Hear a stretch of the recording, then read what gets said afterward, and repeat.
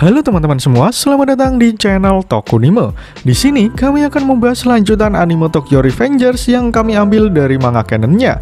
Sehingga bagi teman-teman yang hanya ingin menonton dari animenya saja, saya sarankan untuk berhenti menonton sampai di sini. Namun jika kalian tidak keberatan dengan spoiler yang ada, maka kalian menonton konten yang tepat. Pada episode sebelumnya, kita ditunjukkan jika sebenarnya Mikey masih menjadi anak kecil di hadapan Emma. Walaupun ia terlihat tegar di semua anggota Tauman, ia masih membutuhkan Emma sebagai orang yang memahami dan mendukungnya. Baru sebentar Takemichi menyadari hal tersebut, Kisaki sudah langsung bertindak dengan menyerang Emma secara brutal. Mikey mencoba untuk menyelamatkan Emma dengan membawanya ke rumah sakit, namun tindakannya sudah terlambat. Pada akhirnya Emma mati di dekapan tubuh Mikey, saudara tiri yang selalu ia dukung. Bagaimana kelanjutan ceritanya? Mari langsung saja kita bahas alur cerita Tokyo Revengers episode kali ini.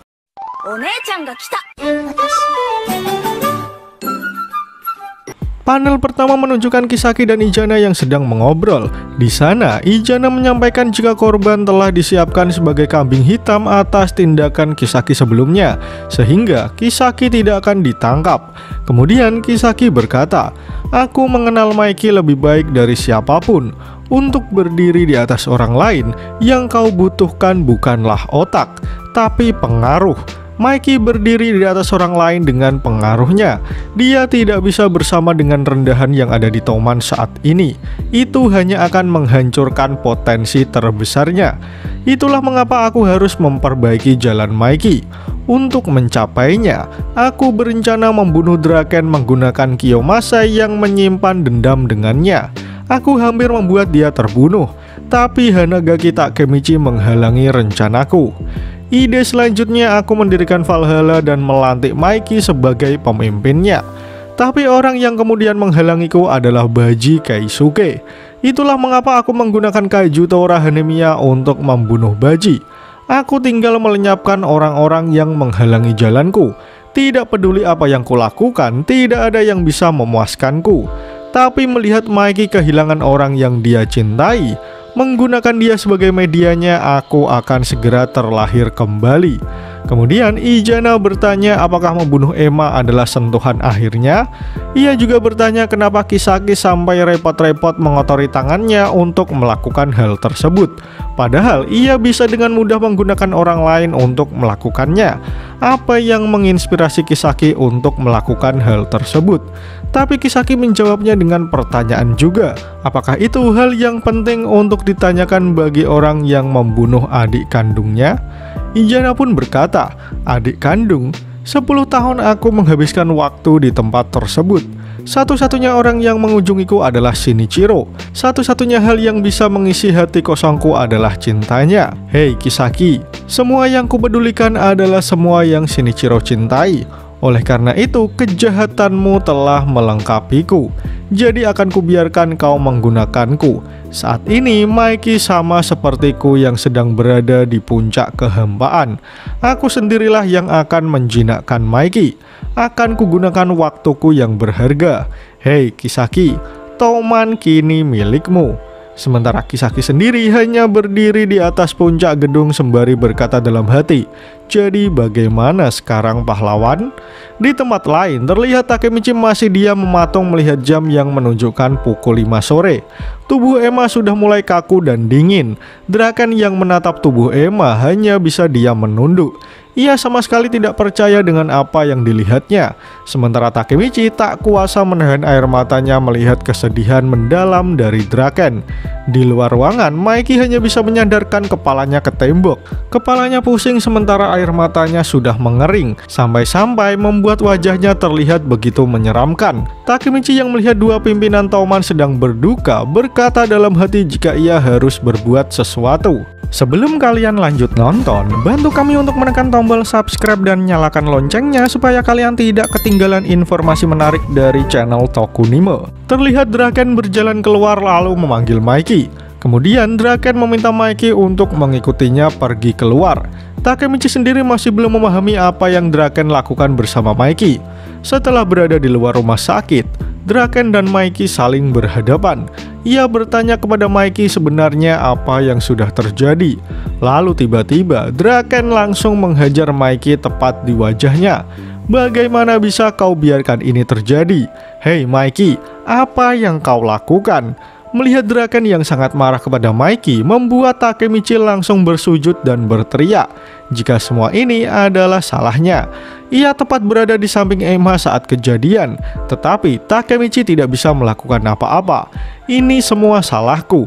Jadi kumohon Draken, jika kau ingin melampiaskan kemarahanmu pada seseorang, seharusnya orang itu adalah aku. Tidak ada alasan bagimu untuk memukul Mikey. Tetapi Draken sama sekali tidak memedulikan perkataan Takemichi dan terus menghajar Mikey. Bukankah kau membentuk Taoman agar kau bisa melindungi kami semua? Pacin ditahan, Baji mati, polisi juga menangkap Kajutora. Draken mengatakan semua itu dengan menghajar Mikey secara bertubi-tubi. Takemichi menahan tubuh Draken supaya ia bisa menghentikan tindakannya. Takemichi tidak sanggup melihat Mikey yang terluka dari mental dan juga fisiknya. Namun Draken sudah terlalu emosi karena sekarang Emma yang harus menjadi korban. Ia memukul Mikey sampai ketua Taoman itu terpelanting ke belakang. Tubuh Mikey terkapar. Ia tahu bahwa semua ini memang tanggung jawabnya. Sementara Takemichi juga ikut terkapar karena ia sendiri tidak bisa melakukan apa-apa. Di sana air mata Draken menetes mengingat orang yang dicintainya sudah tiada. Draken hanya bisa menunduk karena tak kuasa menahan duka cita yang luar biasa. Takemichi kemudian berteriak meminta Draken untuk mengendalikan dirinya. Ia tahu Draken bisa mengatasi hal tersebut dan menerima apa yang telah terjadi. Namun Takemichi mengatakan semua itu sembari menangis karena ia tahu bagaimana rasanya kehilangan orang yang dicintai untuk selama-lamanya.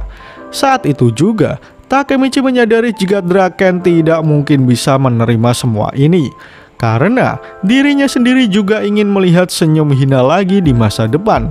Tidak mungkin Draken bisa menerima kematian seseorang yang sangat berharga baginya karena Draken dan Mikey tidak bisa kembali ke masa lalu. Tidak sepertiku, mereka berdua tidak bisa kembali untuk menyelamatkan orang-orang yang mereka sayangi. Mikey, kau tidak bisa menerima ini kan? Kau kehilangan segalanya dan tidak bisa menerima semua itu. Lalu kau tidak bisa mengendalikan diri dan menjadi versi terburuk dari dirimu. Ini semua sudah berakhir. Aku tidak bisa mengubah masa depan yang mengerikan itu sekarang. Di tempat lain, semua anggota Taoman yang belum mengetahui kejadian sebenarnya masih menunggu di tempat pertemuan. Chifuyu yang menelpon Mikey tidak mendapatkan jawaban. Begitupun akun yang tidak bisa menghubungi Takemichi. Hal itu membuat mereka bertanya-tanya apa yang sudah terjadi. Sesaat kemudian, Inui datang menggunakan motor naga tutulnya. Chifuyu lalu bertanya keberadaan Takemichi. Namun Inui berkata jika hal yang buruk baru saja terjadi. Setelah mendengar berita yang dibawa Inui, semua anggota Taoman hanya bisa melongo tak percaya dengan apa yang sudah terjadi. Di rumah sakit, Takemichi masih bersama Mikey yang nampak tak berdaya. Di sana, Takemichi terpaksa bertanya mengenai pertarungan Taoman melawan Tenjiku. Karena tanpa perintah dari Mikey, semua anggota Taoman tidak mungkin melakukan pergerakan. Namun duka yang dialami Mikey masih sangat berat, hingga ia tidak bisa berkata apa-apa lagi.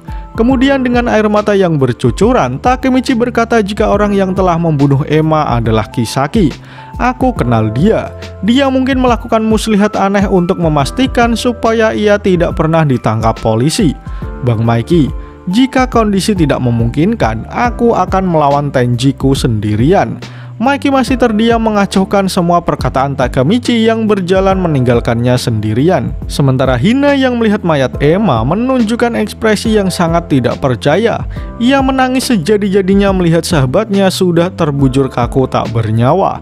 Sementara Takemichi dari balik dinding hanya bisa terdiam mendengar jerit tangis Hina. Namun melihat Hina yang makin menangis karena kesedihan membuat Takemichi mencoba menghiburnya. Ia memainkan jari jemarinya untuk membuat Hina lebih tenang. Walaupun sebenarnya ia harus dimarahi Hina karena menganggap tindakan yang dilakukan Takemichi sangat tidak lucu. Tetapi dari luar ruangan, ternyata Takemichi juga menangis saat mencoba menghibur Hina. Ketika usiaku 21 tahun, aku bekerja paruh waktu di Toserba. Di sana ada seorang anak yang terus tersesat. Aku berusaha menggunakan ini sebagai pengalih, tetapi hal ini malah membuat anak itu menangis semakin keras. Aku akan melindungimu. Aku tahu bahwa aku ini bodoh, tapi inilah aku saat berusia 26 tahun. Aku hanyalah orang bodoh yang tidak tahu ke arah mana hariku berjalan. Meskipun hal seburuk ini terjadi, aku sama sekali tidak mengetahuinya. Aku tidak tahu apa-apa karena aku lari dari semua yang menyakitiku. Lari dan terus berlari. Kuhabiskan seluruh hidupku untuk berlari. Aku akan pergi karena masih ada hal yang harus kulakukan. Pahlawan tidak akan melarikan diri. Karena aku ingin melihatmu tersenyum, aku akan melindungimu. Hina yang mendengar semua perkataan Takemichi hanya bisa menangis. Ia tahu beban yang harus ditanggung Takemichi selama ini. Kemudian Takemichi berkata dalam hati, "Meskipun hari ini aku akan mati, ayo tuntaskan ini, Kisaki." Dan chapter pun berakhir. Pada chapter kali ini, kita ditunjukkan kesedihan luar biasa yang dialami Draken dan juga Mikey. Bahkan Mikey hanya diam saja ketika Draken menghajarnya untuk melampiaskan kesedihan di dalam dirinya. Sementara Takemichi yang mencoba melerai bahkan juga ikut merasakan kesedihan dari kedua temannya tersebut. Semua anggota Toman yang menunggu perintah akhirnya mendapat kabar dari Inui. Sementara Takemichi yang sudah mengetahui kondisi Mikey akhirnya memutuskan untuk bertindak sendirian melawan Tenjiku. Ia bertekad menyelesaikan konflik dengan Kisaki meskipun nyawa sebagai taruhannya. Menarik untuk menanti bagaimana kelanjutan cerita Tokyo Revengers di chapter selanjutnya.